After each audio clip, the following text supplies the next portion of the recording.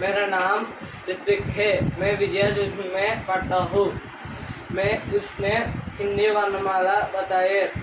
आ से अनार, आ से अनार, आ से आम, आ से आम, ई से इमली, ई से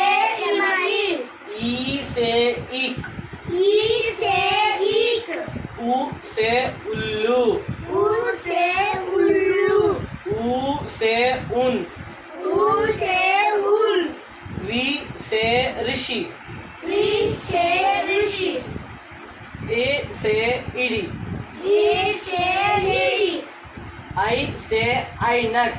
आई से ऐनक, ओ से औगली, ओ से औगली, औ से औरत, औ से औरत, अन से अंगूर, आम से अंगूर, अह आह, का से कबूतर, का से कबूतर, का से खरगोश, का से खरगोश, गा से गमला, गा से गमला, गा से घर, गा से घर, ना ना, चा से चम्मच, चा से चम्मच, चा से छतरी, चा से छतरी, जा से जहाज, जा से जहाज, जा से झंडा, जा से झंडा, न्या न्या, टा से टमाटर, टा से टमाटर, ता से टतेरा, ता से टटेरा, दा से डमरू, दा से डमरू, दा से डकना, दा से डकना,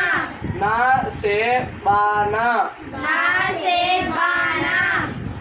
ता से तरबूज, ता से तरबूज, था से